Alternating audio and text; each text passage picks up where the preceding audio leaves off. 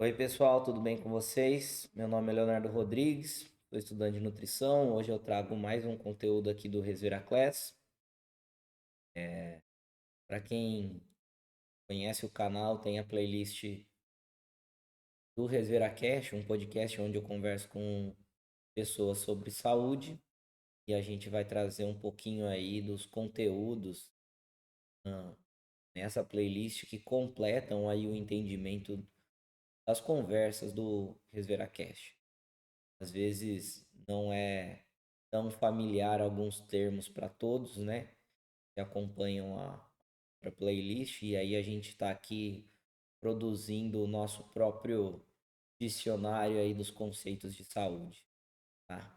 É a ideia aqui, tá facilitando para vocês o entendimento de algumas conversas com profissionais da saúde que acabam se aprofundando, tá bom? Bom, hoje o assunto que eu trago é o controle da pressão arterial. Nós podemos dizer que a pressão arterial é a força com que o sangue, né, exerce contra o vaso sanguíneo, para que ele possa passar e atingir os órgãos ah, no final do vaso, digamos assim, né? Então, o sangue ele irriga todos os órgãos, né? E conforme se afasta do coração, essa força vai se perdendo. Então, a gente precisa entender que é uma coisa a ser regulada para que o corpo se mantenha funcionando devidamente, tá? Bom, a gente precisa entender um pouquinho do sistema circulatório, a gente precisa entender que existem duas formas de controlar a pressão pode ser controlada de maneira rápida, né? E de maneira mais crônica, né? Os dois controles, né? São feitos por uma sinalização hormonal e eu já vou explicar um pouquinho mais sobre isso, né? Mas para ser sucinto aqui, de maneira rápida, o, o controle, vamos dizer assim, quase que instantâneo da pressão é feito essencialmente pelas catecolaminas, né? Que são hormônios produzidos pelas glândulas suprarrenais ou adrenais, né? E a gente vai ver que essas glândulas elas controlam tanto a pressão crônica quanto a pressão aguda, né? O controle agudo da pressão e, e na e na questão do controle crônico, os hormônios envolvidos aí a gente pode dizer que tem a aldosterona e a gente tem o hormônio natriurético atrial, né? O ADH ou a vasopressina. Podem pode receber esses três nomes aí, né? ADH, vasopressina, hormônio natriurético atrial, ok? Vamos lá. A gente precisa entender sobre circulação, né? Circulação sanguínea. O nosso corpo existem duas circulações, né? A circulação do sangue e a circulação da linfa. Mas vamos nos ater ao controle da circulação sanguínea. E na circulação sanguínea, ela é subdividida em grande circulação e pequena circulação. A grande circulação é o sangue que sai do coração com oxigênio, vai até os órgãos, ocorre a troca do oxigênio pelo gás carbônico e volta para o coração desoxigenado. Então, o sangue sai oxigenado, passa pelos órgãos e volta desoxigenado. Essa é a grande circulação.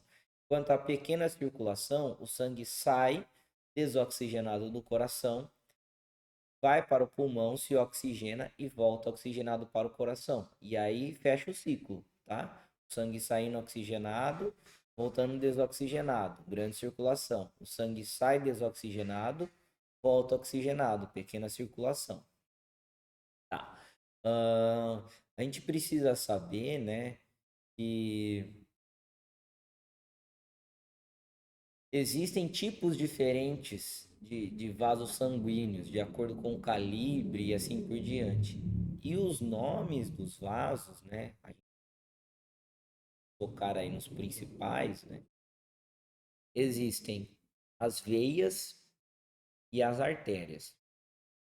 E existe uma grande confusão aí, né? As pessoas acreditam que as veias só levam sangue desoxigenado e as artérias só levam sangue oxigenado. E não é assim. O vaso recebe o nome de veia ou de artéria devido ao sentido que o sangue percorre. Então, de maneira geral, se a gente tratar de grande circulação, as artérias levam o sangue oxigenado, chamado arterial, e as veias levam o sangue desoxigenado, antigamente chamado venoso, né? Mas isso somente na grande circulação. Por quê? O sentido do sangue de sair do coração são das artérias e de voltar para o coração são das veias, ok? Mas na pequena circulação isso se inverte, tá? Então, o sangue que chega no coração é o sangue das veias. E aí esse sangue que chega no coração vindo do pulmão, ele é um sangue oxigenado, porque ele saiu do pulmão. Ele chega no coração oxigenado. Então, é preciso dissociar isso para quem já tem intrínseco aí na mente esse tipo de ideia. A pequena circulação é o inverso, tá? As veias continuam chegando no coração e as artérias partindo do coração. Só que na pequena circulação, o sangue que circula nas veias é o sangue arterial, o sangue oxigenado, e nas artérias é o sangue venoso. Tá? Corre essa inversão aí na pequena circulação. Eu quis bastante enfatizar isso para que quem não tem isso tão familiarizado se recorde, tá? Deixa eu ver. Acho que é isso. Bom, o controle da pressão arterial no curto prazo. Então, o controle agudo da pressão arterial, né? Vamos citar um exemplo de situação que força esse controle. Um susto. Então, a pessoa tomou um susto, né? Ocorre um aumento da frequência cardíaca, da contratilidade do coração, né? E aí o volume sistólico, o coração, vamos dizer assim, bate mais forte, né? E a consequência, né, a somatória do aumento da frequência e o aumento do volume sistólico, que é a capacidade do coração de se contrair, né, vai aumentar um fator chamado débito cardíaco, né, que é o quanto esse coração pulsa de sangue para fora por minuto, tá? Então, o aumento do débito cardíaco é um ponto crucial para o aumento instantâneo da pressão arterial. E como que isso ocorre, né? A gente teve aquela reação, o nosso corpo ah, vai liberar uma série de hormônios diante ao susto, né? Isso vai levar uma mensagem às glândulas adrenais, que é uma glândula que parece um chapéuzinho, fica sobre os rins. Essas glândulas adrenais vão liberar, né, os hormônios chamados, né, principalmente de epinefrina ou adrenalina e noradrenalina ou norepinefrina. Esses hormônios, eles produzem, né, efeitos no coração que vão levar ao aumento dessa frequência e desse volume sistólico. E aí, o vaso sanguíneo também tem afinidade, tem mecanismos de reação a esses hormônios. E eles interferem na vasoconstrição, né, na resistência vascular periférica. Então, o vaso, por mais que ele não tenha a capacidade de impulsionar o sangue, ele tem a capacidade de se estreitar. Então, ele é como se fosse um canudo daqueles tipo de sanfoninha, sabe? Então, ele tem a capacidade de estender e de estreitar. E aí, o vaso ele se estreita, né? Então, principalmente a norepinefrina, né, a noradrenalina, ela vai induzir o vaso a esse estreitamento. Um vaso mais estreito aumenta a pressão periférica, né? E aí tem a chamado aumento da resistência vascular periférica. Então, o vaso estreito aumenta essa pressão, enquanto o vaso mais relaxado diminui essa pressão. Então, essencialmente, vamos dizer assim, a frequência cardíaca e o volume sistólico, que geram o débito cardíaco, são sinalizados preferencialmente, né, pela adrenalina, enquanto a resistência vascular periférica pela noradrenalina. Bom, falamos agora da regulação da pressão arterial no longo prazo. O nosso corpo, tanto no cérebro, no coração, nos rins, nós temos uma espécies de sensores, né? No pâncreas também, espécies de sensores que fazem uma leitura dessa força aí do sangue, de fluidez, essa capacidade de fluidez do sangue no corpo, tá?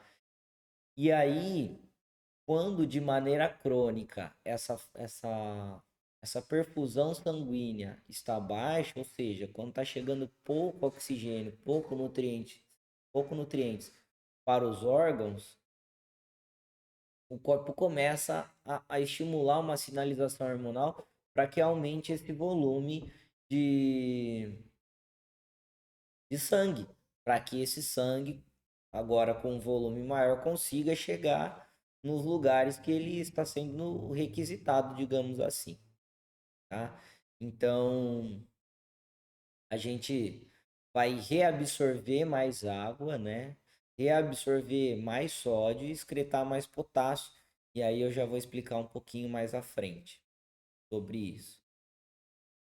E tem um hormônio que é secretado por uma glândula que fica dentro da nossa cabeça, né? A neurohipófise ou glândula pituitária posterior, que acho que é um termo pouco usado, tá? O pessoal hoje usa mais a neurohipófise. Bom, a neurohipófise secreta o chamado ADH, hormônio natriurético atrial, ou ainda vasopressina, para quem preferir. Depender da referência bibliográfica, usa um termo ou usa outro. Eu gosto mais de hormônio natriurético atrial. E esse hormônio ele vai agir aumentando a reabsorção de água pelos rins. E aí, quanto mais água a gente reabsorve no final do ducto do néfron lá, né? Mais água a gente retém, essa água vai para o sangue, né? Então a gente começa a ter um aumento da volemia, um aumento do volume sanguíneo.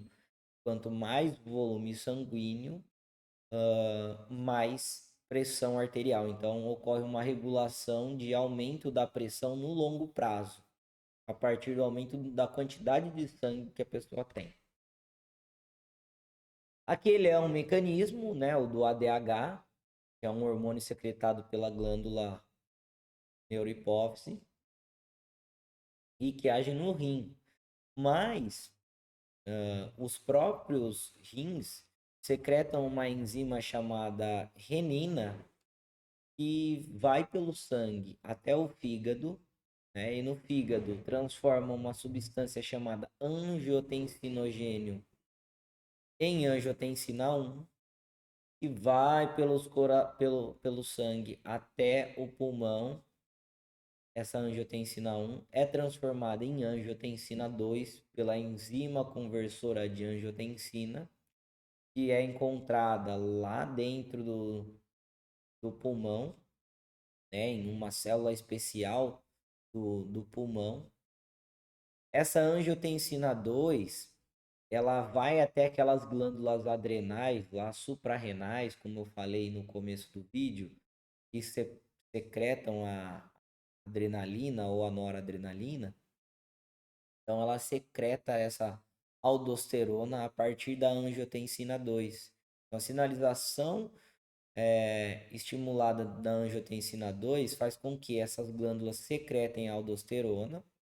A aldosterona vai reforçar aquela ordem para os rins de absorver água, de absorver sódio e de excretar potássio, tá? E aí aumenta mais ainda a pressão arterial. Então perceba que a reabsorção de sódio, de água, tem dois mecanismos, né, para aumentar a volemia, o ADH e esse sistema renina, angiotensina, aldosterona. Então é todo um caminho de sinalização para que essa aldosterona seja liberada pelas adrenais e altere a permeabilidade do néfron, né, que é a unidade funcional do rim. Por isso que o médico especialista em rins é chamado de nefrologista, né? Pois é a unidade funcional do rim. E a renina, sendo uma enzima que é secretada, né, na primeira primeira parte aí dessa unidade funcional, chamado células justaglomerulares. Então, no comecinho dessa unidade funcional do rim, existem células chamadas justaglomerulares que secretam essa renina, né? Essa enzima, para que dê início a esse ciclo que vai fazer com que aumente a pressão arterial. Bom, eu espero ter atingido o objetivo aí. Se você gostou desse conteúdo, deixa o seu like, comenta, passa o vídeo para quem você acha que vai curtir esse tipo de informação, que se interessa, que é da área da saúde, ou apenas quer relembrar alguns conceitos, ou tá afim mesmo de aprender. É um vídeo superficial, é um vídeo bem introdutório, é um vídeo complementar para o que é falado no podcast. Então, a gente traz uma informação de uma maneira bem leve e, e mais com compromisso, tá? Então, espero ter ajudado a todos. Eu acho que é isso. Obrigado.